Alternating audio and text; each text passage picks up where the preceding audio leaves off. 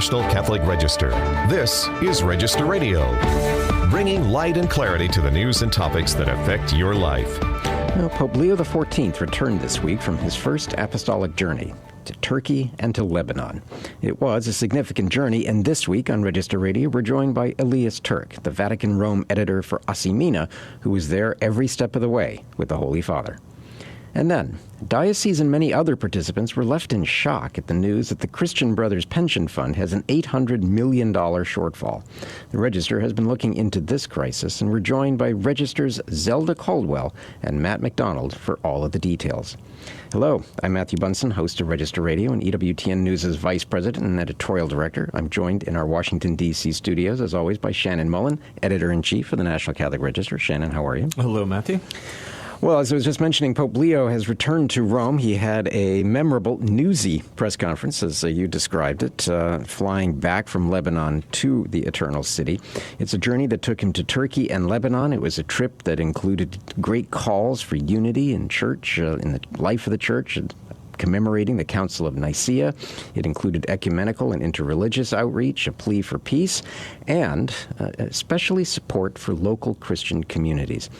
Among the many Christians eager to welcome the Pope was our own Elias Turk, Vatican Rome editor for ACI MENA. For those who may not be familiar with ACI MENA, that is our Middle East North Africa news agency that is based in Erbil. And Elias Turk is one of our great reporters who's based in Rome. Elias, welcome back to Register Radio. Thank you. Thank you for having me. Well, this was a trip that brought you as our correspondent onto the papal plane, but it was also something that was very personal, knowing, as we do, your origins in Lebanon. So let's start with that. How personally significant, how meaningful was this trip for you? Yeah, I saw this trip as very meaningful because I lived through a few weeks of the last war between Hezbollah and Israel in 2024. And I had to go back to Rome, where I live in Rome. And I wasn't able to go back to Lebanon except for last Easter. And then I had to run back to Rome because Pope Francis died. So this was my first time going back to Lebanon after that experience, and the fact that I was going on the papal trip and the Pope wanted to preach the gospel of peace was really also, I lived it as an experience of reconciliation, and I was seeking inner peace through the Pope's speeches and his gestures in Lebanon. Yes, Elias, I'm wondering, as Matthew mentioned, unity and peace were sort of the overarching themes of this journey. Yes. How does his message of unity land in the Middle East, especially in a country as divided politically and religiously as Lebanon? Well, Lebanese people at certain points, as it is happening today, do look for inspiration. And I think Pope Leo has offered them this. When he has called them to unity, I think they will hear him. And I think they will believe in themselves again, because the Pope has told them that he believes that it is possible for Lebanon to live in peace and to live in unity. And he has offered also Lebanon as a model of peaceful, of living together in peace for Christians and Muslims, also as a model for the whole world. And I think Lebanese will start believing again in this, especially after all the crises that happened, the war crisis, the economic crisis, inflation. And I think the Pope's message has landed in people's hearts, I think, yeah. Yeah, let's jump back to his visit to Turkey, in particular, the remarkable outreach that we saw there from Pope Leo to the Orthodox churches in particular. Yes. I think of the commemoration of the 1700th anniversary of the Council of Nicaea with the Ecumenical Patriarch Bartholomew, but also his meeting with the other Orthodox churches. Can you talk about the significance of that? Because this seemed to be an important moment, especially looking ahead as we are now to 2033, and that very important milestone. Yeah, because the Pope, when he was leaving the Church of More Ephraim of the Syriac Orthodox Church in Turkey, which is, by the way, the only church that was built in Turkey since around 100 years now. He invited the other church leaders to walk together to the 2033 Jubilee, to do this spiritual journey, he called it. And I think this also would give the other churches a certain goal to walk to together, especially that, as you know, Matthew, in the last maybe for several years now, some people have started believing that the ecumenical dialogue has reached its limits, and most probably it's not going to go further away or furthermore, and the dialogue won't conduct to a true full communion. And I think that the Pope's visit to Turkey has given fresh hope in that sense that a full communion is possible, and he has said again that he's fully committed to dialogue with other churches, and he also heard the same message from other church leaders like the Ecumenical Patriarch of Constantinople, Bartholomew I. So I believe, yes, the message of unity is back again, and it's going to go forward very well, I believe. Elias, I'm so interested to know, since you were right there, I mean, what was the atmosphere surrounding Pope Leo, especially in Turkey? You know, how were ordinary citizens, people along the roadways and at these various sites, how were they responding to the Pope?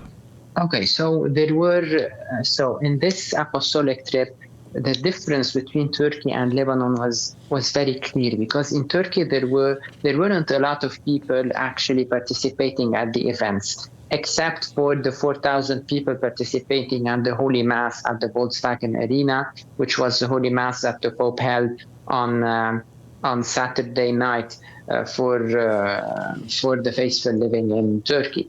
But at the other events, there were really very few people. Also at the Patriarchal Church of St. George, the Orthodox Ecumenical Patriarchal Church, it's not a very huge church. The church is relatively small. And as you already know, there are not a lot of Christians in Turkey, and Turkey is huge. So even if the Christians wanted to participate at Istanbul, they would have put a lot of time to arrive. Some of them came on purpose. They took buses for 10 hours to arrive to the Holy Mass. But this made that the events there weren't a lot of people participating. For example, at Iznik, where they celebrated the 1700th anniversary of Nicaea, there weren't actually a lot of people. There were only the bishops, almost 100 bishops from the Orthodox and the Catholic Church.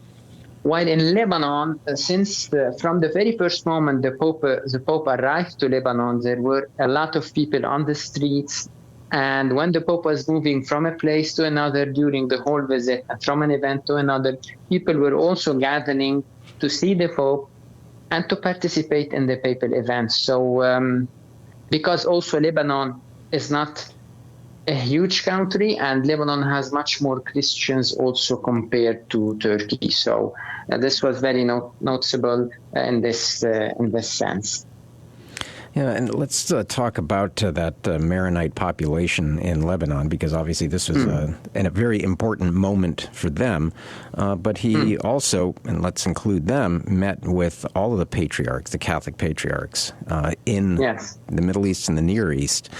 What was discussed, and what were some of the aspirations, the hopes of the patriarchs with this visit?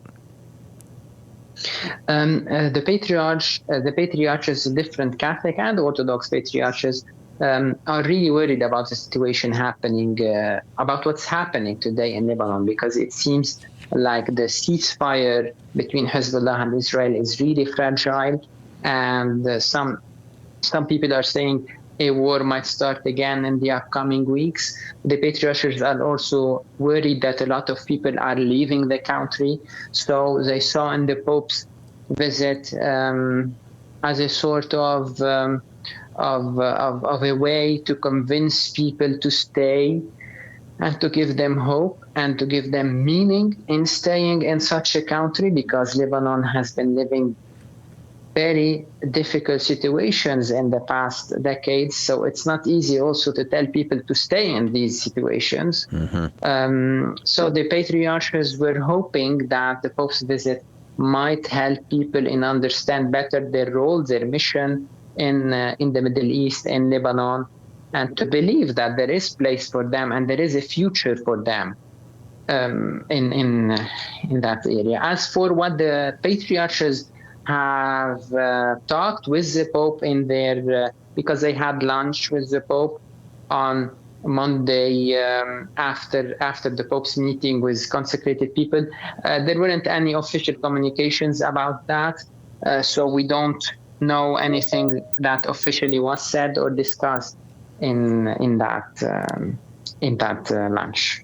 Right. It was held as a private lunch, and staying that way. There wasn't anything. Yeah. Elias, really briefly, we've only got a minute or so. One of the more impactful moments visually was seeing Pope Leo in visiting and praying at the ruins of the Beirut port explosion. This is the 5th anniversary this year of that terrible tragedy. More than 200 people were killed, 7,000 people were wounded.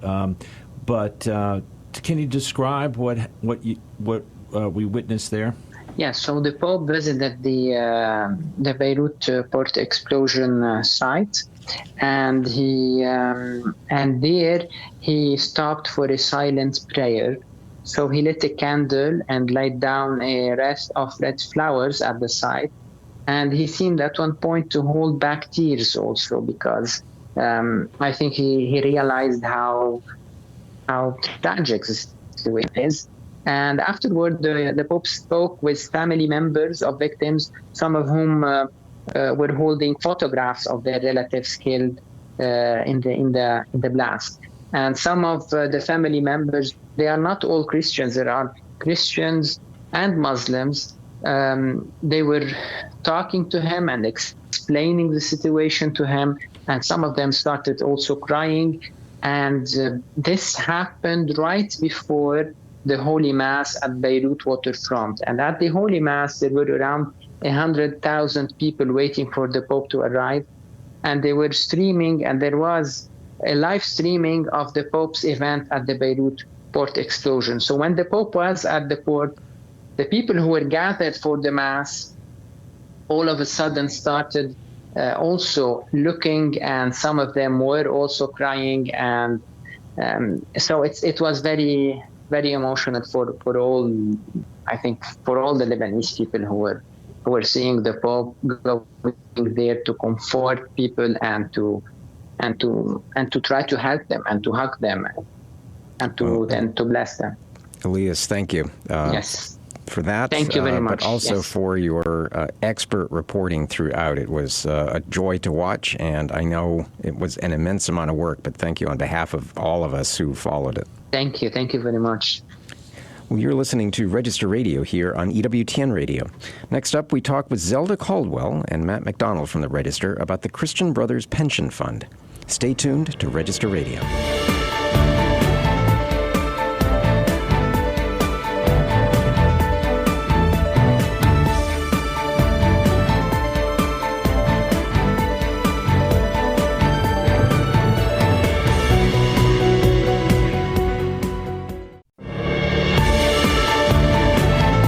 Let's return to Register Radio on EWTN.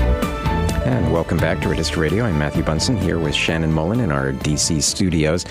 Well, many people, including dioceses across the United States, were surprised by the shocking news that the Christian Brothers Pension Fund that had an $800 million shortfall was going to impact them and a lot of other people. And the Register has been looking into this crisis, and our ace reporters and writers, Zelda Caldwell and Matt McDonald, have been digging into this story. Welcome to both of you. Glad to be here. Well, Shannon, let's start with you because I think, can you give us an overall picture of this story? Because a lot of people's eyes just glaze over when you start getting into how an $800 million shortfall could happen with any pension fund. Yes, Matthew, I think it's safe to say that there isn't a diocese in the United States, maybe nowhere, that's flush with cash right now. These are tough times for pretty much all dioceses. So this came a little bit of at a left field. We believe that more than a dozen dioceses or so, but also scores of Catholic employers. So we're talking about schools and colleges and other Catholic institutions that employ thousands of employees, are faced with a real fiscal dilemma. The company that they contract with to manage their pension fund has reported to them a significant shortfall in what's available in the funds and what will be available in its current trajectory compared to what these dioceses and other employers are going to owe their employees when they retire and their current retirees. What does that mean? Well, in some cases, it means that dioceses that were contributing $1 million a year are going to have to come up with another $1 million per year, and for 25 consecutive years to make up the difference. Nobody, Zelda and Matt can concur with this, nobody has that kind of reserve. Right. So the question is, we'll get into that, is what are these dioceses and employers, what can they do? Yeah, well, Zelda and Matt, let's turn to you. How did this happen? Matt? The fund has been around since 1964, managed by Christian Brothers Services. And the firm cites two things. One is the financial crisis of 2008, when the stock market went down significantly. They say they've never really recovered. They were over 100% funded in 2007 before the financial crisis, then got down into the 70s, and now it's at about 66%. To compare, experts say that you want your fund to be at least 80% funded, better if it's closer to 100%, of course, but at least 80% funded to be considered healthy. And they're at about 66% now. They also cite being upside down in terms of not enough active employees contributing. In rough numbers, about 40,000 participants in this plan. Roughly 15,000 are active employees that are paying into the plan. And those are the only participants that the employers are also paying into the plan for currently. You have about 17,000 retirees who are drawing on the plan and therefore not paying into it. And then the rest are people who are not yet receiving the plan but are expected to receive payments at some time in the future. These are separated employees or disabled people. Matt, we mentioned option one, which is to contribute dramatically more per year. That doesn't seem feasible for any of these clients of this firm. What are the other options that are available to them? One is you can simply withdraw from the plan. You'll owe a significant penalty if you do that, which is also expensive. Another is to try to run your own plan, and that's something that one expert told me at least 3 Catholic schools have done recently, and at least 2 more are considering doing. Yeah, and Matt, one follow-up. I think the headline in some cases, I'm being facetious here, could be that there is still a pension plan for Catholic employees. I mean, we just don't. Many employers, have switched to 401ks and similar retirement funds like that. But evidently, still a lot of dioceses do use pension funds, and they're going to be impacted by this. Correct? Yes, and it's a good point. Most of the Catholic colleges that got back to me, most of the dioceses that got back to me, say they don't have defined benefit pension plans anymore. They use a 403B or 401K, a lump sum payment at retirement. Yeah, so let's focus again a bit on who exactly is impacted, because it seems like we're talking about a vast number of people. That's right. It's in some cases it's priests who are diocesan priests. In a lot of cases, it's lay employees of a diocese or I think the largest number are teachers at Catholic schools and some Catholic colleges, maybe other staff members as well. Yeah, so we'll bring in Zelda here. Zelda, this has happened before. This kind of thing happens. Pension funds get underfunded, and in some cases it becomes a critical issue, and government regulators might step in some fashion. Evidently, that's not going to happen in this case. How come? That's because this is what is known as a church pension plan.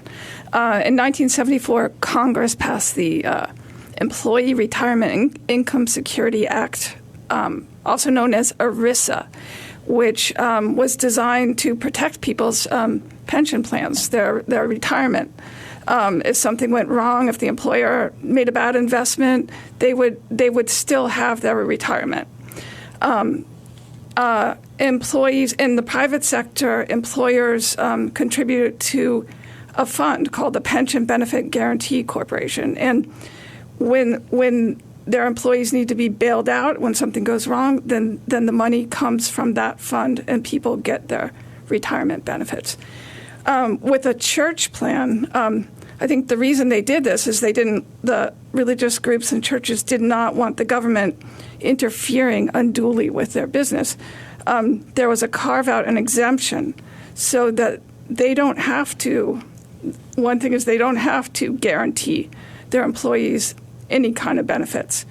And they don't even have to send out regular notices to them when something's going wrong with the plan or when it's not being fully funded.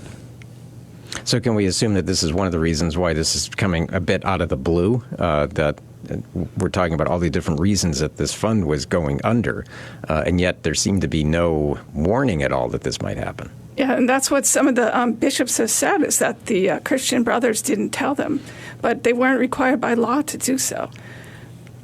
Yeah, so as a follow-up to that, what legal recourse is there in terms of trying to deal with this? Yes, I spoke to Norman Stein, a law professor at Drexel University, who's an expert on this. He's a consultant with the Pension Rights Center, and he said that the best bet is to sue under state law for breach of contract. But this is very difficult to do because it's expensive. For one thing, by the time these people, individuals, employees lose their benefits and then sue, they won't really have the money to sue and to take Christian Brothers or the diocese to court. Another thing is we don't even know what the plan looks like. The diocese there might be some protection where they can't be sued, and the other thing is they have to get together with other people in their states and sue in that state. So there are a lot of challenges to doing that. Yeah, so it may, at the end of the day, just be up to individual dioceses and individual Catholic entities or those who are impacted to try to solve this on their own. That's right. One other question, too, and you may not be able to answer this, any of you. What do we know about other funds that are out there that could be also either underfunded or teetering on the brink of being underfunded? Well, there's a lot of pension funds that experienced what Christian Brothers Services did, which was they got walloped in 2008, right? But, that was 17 years ago, right? Mm-hmm. So you would think that they would have righted themselves by now. I don't know of any particular ones that are serving Catholic dioceses. Matt, you can speak a little bit. You queried all of the dioceses in the United States just to get a little bit of a sense of what they have. Yeah, the majority of the dioceses and Catholic colleges that responded said that they don't offer any kind of defined benefit pensions. That's like most secular employers. That's something that they've moved away from because they're too expensive, because of these kinds of problems with pensions, actually. And instead, they have a system that's familiar to many people who work for a corporation, which is the employers contribute to a fund, the employee contributes to the fund, and then also these funds are invested in the stock market and in other places. And the hope is that the fund grows to such a point that when the employee retires, that lump sum that he receives at retirement will be substantial. All right. Well, I know that we'll continue looking into this story and trying to advance it for everybody. Real quick, before we finish up here, I know we want to do a plug. Yes. As we've spoken about on the show, the Register has an ongoing series about the new Catholic hubs, places around the country where Catholic life is really flourishing. Zelda's written a couple of these. You've got another one that's out on ncregister.com. Where is this hub, Zelda? It's in Greenville, South Carolina. All right. So let everybody know, ncregister.com. Greenville, North Carolina is our next hub, right? Great. Yeah. Thank you very much. All right. Thank you. Well, that's it for Register Radio for this week. Remember, for more news, analysis, and commentary, check out the National Catholic Register online at ncregister.com.